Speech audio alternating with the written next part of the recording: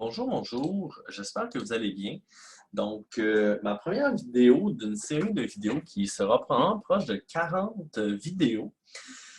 Je vous parle du mental dans les arts martiaux. Pourquoi j'ai barré au poker? C'est parce qu'en fait, je me base pas sur mon expérience personnelle du mental dans les arts martiaux, mais bien sur deux livres qui s'intitulent Le mental au poker. Et clairement, l'auteur du livre, qui est un coach mental qui a une maîtrise en psychologie de la performance, dit que, évidemment, ces deux livres peuvent être transférés à bien d'autres situations de performance. Et tout simplement, ce que je fais, c'est que je vous résume chaque chapitre, mais en utilisant des exemples d'arts martiaux plutôt que de poker. Parce que si vous ne jouez pas au poker, ce sera difficile pour vous de comprendre. Donc, qui suis-je? Je m'appelle Gabriel Monfette. Ça fait 12 ans que je fais du jiu-jitsu brésilien, à peu près 8 ans que je l'enseigne. Donc, je suis ceinture noire. Je suis ceinture noire en karaté Kyokushin aussi. J'en ai fait durant toute mon adolescence, pendant 8 ans. Puis au début de ma vingtaine, j'ai voulu faire du MMA pro, donc j'ai commencé à faire du MMA beaucoup. J'ai fait un seul combat amateur finalement parce que j'ai décidé de me tourner au jiu-jitsu brésilien seulement. Donc j'ai fait 26 tournois de jiu-jitsu et à peu près 15 tournois de karaté quand j'étais adolescent. Donc j'ai quand même beaucoup surfé avec la performance dans les arts martiaux. En fait, je me voyais Georges Saint-Pierre II. Peu importe. Puis, et le mental, ce que je me suis rendu compte, c'est que tout dans ma vie, avant que je lise ces livres-là de mental au poker, je les ai lus il y a quelques mois. Euh, je n'étais pas du tout outillé là, côté mental dans les arts martiaux et je vais vous aider avec ça. Fait que vous n'avez qu'à regarder mes vidéos et d'après moi, vous allez apprendre une tonne de choses extrêmement importantes. J'ai aussi un bac en kinésiologie, donc je suis kinésiologue, donc quand même expert de l'activité physique. Puis j'ai été auxiliaire d'enseignement en biomécanique, donc c'est pas vraiment du mental, évidemment, c'est des analyses de mouvement. Mais voilà, il fallait que je vous en parle. Voilà, puis les deux livres, donc c'est ça ici, c'est le mental au poker 1 et le mental au poker 2. Là, on commence aujourd'hui avec une vidéo qui va vous parler de l'introduction du livre 1. Puis on va y aller en ordre jusqu'à tous les chapitres. Après, on va passer au 2. Le 1 tourne beaucoup autour des problèmes mentaux, des boulets dans votre mental qui vous empêchent d'avoir une performance optimale tant à l'entraînement qu'en compétition. Puis, le 2, c'est plutôt sur comment être encore plus performant grâce à un super mental. Vraiment, je vous invite à participer énormément dans les commentaires ou à m'envoyer des courriels. Je mettrai mon courriel dans la description du lien YouTube. Si vous aimez évidemment mes vidéos, dites-le moi, je vais être bien content. D'après moi, je vais rajouter une vidéo à peu près à chaque semaine. Donc, qui est l'auteur des livres? C'est Jared Tendler, qui est un professionnel de golf, ou presque. Il était top dans son état. Il voulait être pro, puis à chaque fois qu'il faisait les gros tournois PGA Tour, il choquait complètement mentalement. Et donc, il est allé faire des études universitaires, donc une maîtrise pour son golf, pour que son golf soit meilleur. Puis finalement, il a lâché le golf, puis il est devenu coach mental au golf. Et là, finalement, le monde du poker, en fait, lui, il n'a jamais joué au poker, mais il manquait vraiment de ça. Le mental au poker était un peu comme le mental des arts martiaux, je trouve. En tout cas, c'est des choses comme visualise-toi sur le podium et aie confiance en toi. C'est juste ça, c'est très précaire. Il n'y a pas beaucoup de choses. Donc, lui, il a fait une razzia au poker. Il est le coach numéro un, le coach mental numéro un. Et vous allez voir, c'est hot, c'est hot. Donc, c'est ça. J'ai trouvé aussi que dans les arts martiaux, c'était un peu comme au poker avant Jared Tendler. Donc, on n'a pas trop d'outils faciles, surtout pas en français. Puis là, c'est la grande question. Hein, beaucoup se posent. Ouais, mais moi, je pense que mon mental est bon. Et c'est peut-être vrai, mais c'est peut-être aussi un peu par hasard. Donc, il est peut-être bon, mais peut-être pas pour toujours. Savez-vous vraiment pourquoi il est bon? Savez-vous c'est quoi un pas bon mental? Donc, ça, c'est tout ça que ça va vous aider les vidéos à avoir un bon mental, mais savoir pourquoi, puis à tout pouvoir comprendre les fondements, et c'est essentiel, en effet. Et vous n'oubliez pas, hein, Fedor l'avait dit, le mental est aussi important, voire beaucoup plus important que le physique. Lui, il disait que ce n'était que mental. Donc, voilà. Ce qu'on veut, justement, là, le but, c'est de réduire l'aléatoire de votre mental. Donc, justement, on ne sait pas trop pourquoi je suis le même, j'espère que ça va bien aller à ma compétition, que je ne serai pas trop nerveux. On ne veut plus ça, l'aléatoire dans votre mental. On veut que vous compreniez et que vous ayez les moyens pour être au top, toujours. Le problème avec la psychologie pokéristique, ou plutôt la psychologie dans les arts martiaux aussi, ou plutôt la psychologie mentale de performance de salon, c'est les fameux visualise-toi sur le podium. Donc, crois-y, ça va marcher. Sincèrement, si tout le monde qui se voyait champion était champion, il y en aurait eu beaucoup plus de champions. Et donc, pourquoi, quand les deux se voient champions, il y en a un qui ne l'est pas, mais pourtant ils se voyaient champions? Que c'est ça, t'sais. Donc, c'est pas juste ça. Évidemment, même si vous allez voir la visualisation, toujours très bon. Oups. Donc, une panoplie d'exemples de problèmes mentaux, de problèmes de mental. Évidemment, quand je dis problèmes mentaux, c'est pas des problèmes mentaux comme des leaks, des faiblesses mentales. Vous faites toujours la même chose en combat parce que ça vous fait gagner et vous aimez gagner. Donc, vous faites toujours votre super coup de poing pendant 10 ans. Puis la seule chose que vous avez de bon, ben, c'est votre super coup de poing. Mais vous êtes tellement attaché à gagner des combats en entraînement, par exemple, vous faites tout le temps le même combo. Et ben, finalement, vous n'êtes pas si bon que ça parce qu'aussitôt qu'on sait comment éviter votre combo, ben, vous n'avez plus rien. Quand quelqu'un est meilleur que lui, et il trouve toujours des excuses qui font que finalement, il est le meilleur. Comme, ah, ben oui, il gagne tout le temps, mais il est plus grand. Ben, il est plus vieux. Il a 30 ans, moi j'ai 20 ans, fait que je suis meilleur que lui finalement. Je suis fatigué, j'ai mal aujourd'hui. Donc, trouver des excuses comme ça vous empêche de travailler sur votre jeu, évidemment, parce que pas besoin de travailler dessus, il est bon, j'avais une excuse. Chercher à gagner plutôt qu'apprendre. Donc, justement, ça va un peu avec la première. Donc, vous voulez beaucoup plus gagner un combat que vous mettre dans des situations peut-être plus difficiles pour plus apprendre des choses. Vous cherchez à faire des petits coups chiens pour gagner absolument. Vous êtes vous surfez sur l'illégalisme quasiment des coups pour gagner, absolument toujours gagner. Puis c'est gagner un peu dans votre tête, parce qu'en entraînement, il n'y a pas vraiment de personne qui vous lève le bras à la fin. Quand vous faites battre, il dit quand même à l'autre personne les erreurs qu'elle a faites. Donc, même si cette personne est astronomiquement meilleure qu'elle, donc vous faites enfin le sparring que vous vouliez contre Georges Saint-Pierre, puis il vous plante. Puis vous lui dites, oui, mais Georges, il me semble que quand tu donnes ton kick, il faudrait que tu sortes plus ta hanche pour qu'il soit plus fort. Ça vous déconnecte évidemment de toutes vos erreurs à travailler parce que vous vous dites que vous êtes ces erreurs de l'autre. Ce qui est, mais moi j'aime beaucoup quand même moi, toutes ces erreurs-là, je les ai faites. Prenez-moi pas pour quelqu'un qui se prend pour un autre. Mais c'est ça. Donc, vous ne regardez pas vos erreurs, vous êtes en train de chercher ceux de l'autre. Concentrez-vous sur vous. Vous êtes déçu de votre combat parce que vous avez perdu. Même quand c'est contre quelqu'un qui est bien meilleur que lui. Donc, c'est plate, j'ai pas réussi à battre Georges aujourd'hui. Maudit que je suis poche. Non, déjà là que vous vous êtes battu avec Georges, ben, bravo pour votre courage. Puis j'espère que ça a bien été. Vous évitez des partenaires de combat parce que vous savez qu'il va perdre. Donc, il y a un gars qui est meilleur que vous au club et à chaque fois que vous vous battez contre lui, vous faites battre. Puis vous vous battez le moins souvent parce que vous n'aimez pas ça, perdre. Puis vous êtes comme, mettons, le deuxième meilleur. Vous battez beaucoup de monde, sauf lui. Mais ça ne vous tente pas de toujours vous battre contre lui, tandis que c'est évidemment votre sparring partner de rêve, là, parce qu'il est un peu meilleur que vous, bien meilleur que vous. Vous ne devriez pas l'éviter.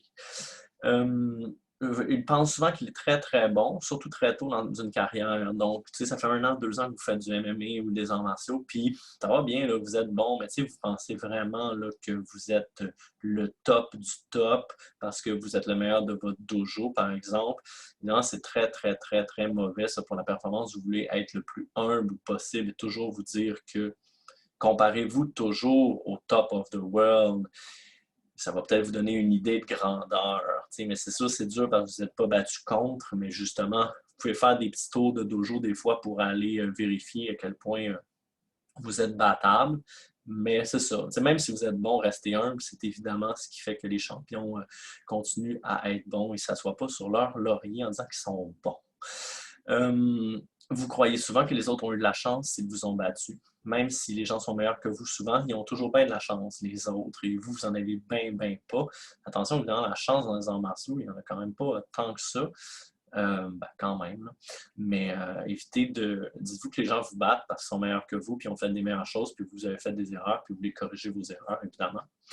Vous avez manqué de motivation pour aller à vos cours d'arts martiaux. Si vous perdez beaucoup ces temps-ci, vous avez beaucoup de motivation quand vous gagnez beaucoup. T'sais. Donc, c'est vraiment, votre motivation varie beaucoup selon vos victoires et vos défaites. Elle devrait vraiment pas, vous devriez toujours avoir une motivation, disons, extrinsèque, pas liée à votre performance, mais bien à autre chose qui fera justement que votre motivation pourra pas juste faire en dents de scie selon qu'on gagne ou on perd. T'sais. Vous allez être bien motivé dans 10 ans parce que vous allez être bon, mais pas dans les premières années. Souvent, les gens qui sont comme ça abandonnent un peu vite les arts martiaux parce qu'évidemment, au début, on ne gagne pas souvent. Vous pensez que vous êtes proche d'un excellent niveau quand vous battez le niveau de quelqu'un quand vous le battez pour la première fois, en parenthèse par chance, et vous racontez toujours cette fameuse histoire. Donc, vous vous battez contre Georges Saint-Pierre tous les jours parce que vous êtes au gym avec lui et vous perdez constamment, mais un jour, vous gagnez. T'sais. Puis, par chance, parce que cette journée-là, Georges, il était malade au bout, puis il s'est évanoui, puis là, vous l'avez choqué, là, comment, vous avez eu un gros coup de chance, ou, mettons, vous l'avez juste tapé parce que vous êtes rendu quand même pas pire. Puis là, vous vous dites que vous êtes rendu pas mal de son niveau, mais la fiche est encore 200 défaites à une victoire. Je veux dire, vous n'êtes pas le prochain combat, il vous plante finalement, puis mais vous l'avez déjà battu. Là, vous racontez ça, puis ça vous donne beaucoup de confiance. Attention, ça ne veut pas dire du tout que votre niveau est rendu proche du sien. Ce n'était que justement peut-être l'œil de l'ouragan, donc une chance. Ça arrive un jour dans les arts martiaux. Peut-être que vous ne l'avez pas tapé, mais vous avez réussi à le kicker d'en face, puis vous vous dites je pense que je suis rendu là, mais évidemment, je donne des exemples très extrêmes pour que vous compreniez très bien, mais vous cherchez l'idée derrière tout ça et quand quand vous allez vous prendre à penser comme ça, attention. Donc voilà, c'est des exemples de problèmes de mental en arts martiaux. Moi, je me suis vu dans beaucoup de ces problèmes-là. Donc, là, on va vouloir, dans ce livre-là, avoir des stratégies mentales, donc gagner sur le plan mental pour éviter ces problèmes mentaux-là, plutôt que de gagner sur le plan combat. Donc, on ne parlera jamais vraiment de technique là, pour avoir un meilleur coup de pied, avoir des meilleurs coups de poing, mais on va chercher à avoir des meilleurs raisonnements mentaux pour avoir un meilleur entraînement et des meilleures performances. Donc, des mythes mentaux dans la vie. Les émotions sont un problème et doivent être tout le temps bloquées. Donc, justement, si vous devenez une espèce de psychopathe, ça va être mieux pour vous que si vous vivez vos émotions. Et donc, c'est faux. Attention, ce n'est pas ça le but. C'est de bien les gérer, mais vous ne devez pas bloquer vos émotions. Ça va pas vous n'allez pas vous sentir libre. Soit vous avez du talent mentalement, soit vous n'en avez pas, vous ne pourrez rien y faire. Donc ça, des fois, quand on n'a pas les outils, on ne sait pas trop, puis on se dit qu'il n'y a rien à faire. Mais là, vous en aurez des outils. Et donc, non, ne pensez pas comme ça. Ne pensez pas qu'il y en a qui l'ont, il y en a qui ne l'ont pas. Tout se travaille. Et changer une habitude est aussi simple que de dire je ne dois pas faire ça, donc ça non plus. Là, moi je vais vous donner beaucoup d'informations juste après ça. Finalement, vous pouvez vous dire bon, j'ai ces problèmes mentaux, hein? Ça va bien. Attention, vous allez voir, on va avoir plein d'outils pour travailler dessus. Et ce n'est pas si simple que de dire maintenant je le sais, c'est réglé. On peut gagner en se visualisant en train de gagner, donc évidemment, ça ne nuit pas, mais ce n'est pas du tout la seule chose à faire. Ça ne marche pas comme de la magie. Il faut faire attention à ça. Et être dans le A-game. Fait que là, le A-game, on va parler beaucoup de ça. On va appeler le A-game, le B-game et le C-game. Donc, votre jeu A, votre jeu B, votre jeu C. Puis justement, quand vous êtes dans le A, vous êtes au top, vous êtes au meilleur de vous, vous vous battez comme le meilleur de vous finalement. B, vous êtes correct, mais vous n'êtes pas poche, mais c'est pas le top, il y a des meilleures journées que ça. Puis le C, vous êtes dans votre pire journée, les gens qui vous battent jamais sont sur le bord de vous battre, c'est des journées où vous êtes malade, des journées où que ça ne va pas, vous allez au gym, vous faites ramasser par tout le monde. Donc, on va parler de ça beaucoup. Donc là, ici, c'est être dans le A-game arrive de façon aléatoire. Donc, c'est faux. En fait, peut-être que ce l'est présentement, mais vous, on va vouloir toujours pouvoir être dans le A-game le plus souvent possible et évidemment, surtout en compétition, mais même en entraînement. Évidemment, des entraînements que vous êtes au top, c'est meilleur que des entraînements où que vous êtes bien poche, même si, tant que vous allez vous entraîner, évidemment, c'est bon. Le mental est un domaine profond, compliqué et mystérieux. Donc, c'est un peu vrai, c'est un peu faux. Dites-vous que ça va être des vidéos vraiment simples. Vous allez comprendre bien les choses très facilement. Puis vous allez être ultra content. Vous n'êtes pas obligé de faire un bac en psychologie pour comprendre le mental. Je n'ai pas de bac en psychologie, puis c'est très bien écrit et c'est assez simple. Mais en même temps, qu'en effet, quand on n'est pas outillé, ça semble profond, compliqué et mystérieux. Donc, comment le livre doit être utilisé? Dernière slide déjà. Vous voyez, ça va faire des petites vidéos de 10-12 minutes. Il y a 4 domaines qui vont vraiment être parlés beaucoup. Donc, le tilt, c'est un terme de poker, évidemment. C'est quand vous perdez patience, quand vous devenez un peu fou, quand vous n'êtes plus vous-même, si on veut, vous êtes enragé. Puis là, par exemple, en arts martiaux, vous vous battez contre quelqu'un assez mauvais que vous battez tout le temps, puis il vous donne un kick d'en face, puis il vous dit un petit haha, je t'ai eu, je suis rendu bon, tu sais. Il vous nargue, peu importe. Puis là, vous sortez de vos gonds, puis vous essayez de le knocker là, comme un fou, là, tu sais. Puis tout le monde au gym vous dit qu'est-ce que tu fais? Arrête, arrête, arrête. Vous venez de tilter. T'sais. Donc ça, finalement, c'est pas bon du tout parce que vous n'êtes plus du tout en train d'apprendre, de pratiquer quelque chose. Vous êtes juste rendu fou. Et évidemment, c'est pas votre performance optimale. Ça vous aide surtout à l'entraînement, c'est très mauvais. Bon, puis en combat, nécessairement en compétition aussi, normalement, c'est pas très stratégique. Peut-être qu'il y en a qui ont déjà eu des coups de chance, par contre, en étant dans une espèce de mode berserk et en knockant quelqu'un, mais attention. Souvent, c'est à la fin du combat, quand il vous reste juste sans faire, essayer de le geler. Puis là, vous courez après, mais souvent, vous ne l'avez pas. C'est pas bon pour le cardio, souvent, tilter. C'est dur sur le cardio. La peur, donc la peur, la motivation et la confiance, c'est vraiment ça là, qui vont être abordés énormément. On va vouloir chercher une corrélation entre nos problèmes mentaux. Donc, les exemples que j'ai dit plus haut, des fois, si vous en retrouvez 3, 4, 5 que vous faites plus souvent, souvent, c'est une source, un problème mental, comme par exemple le manque de confiance qui vous amène à avoir ces attitudes-là. Donc, si on travaille sur votre manque de confiance, on enlève plusieurs problèmes à la fois. Donc, on va chercher ça hein, quand vous allez essayer de trouver les problèmes que vous, ça sonne et on va pouvoir les régler. On va essayer en tout cas.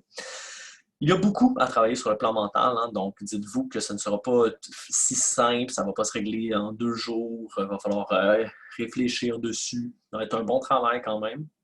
Choisissez votre propre aventure, donc évidemment, ne faites pas tout ce que je dis, essayez de vous, là, dans ce que je dis, d'essayer de « Oh, ça me concerne, ça me concerne », puis là, vous pouvez évidemment acheter les 2 livres, mais si vous, moi je vous le conseille parce que moi, j'y résume. Là.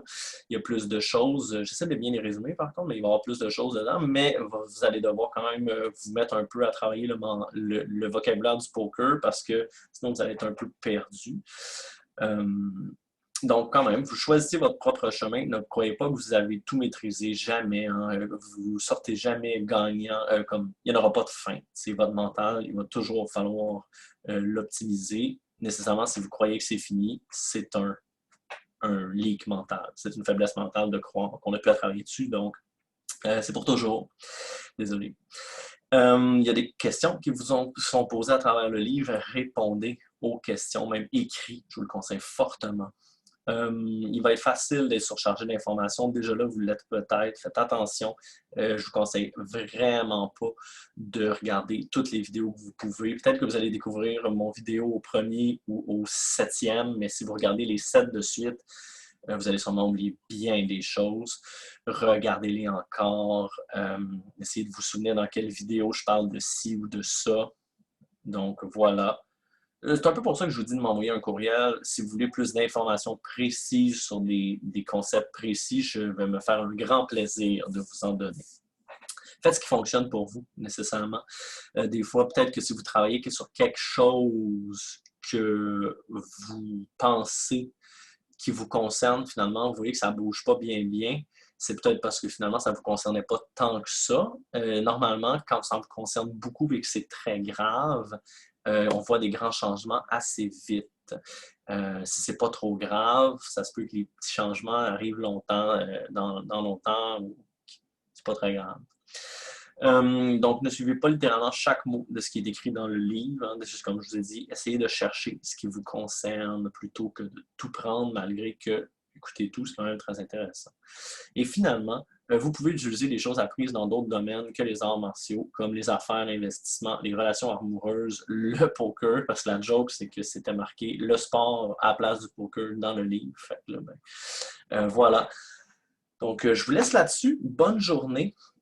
Et on se revoit dans une prochaine vidéo. N'hésitez pas à liker, commenter surtout et vous abonner à ma page YouTube, pourquoi pas. Bonne journée, salut!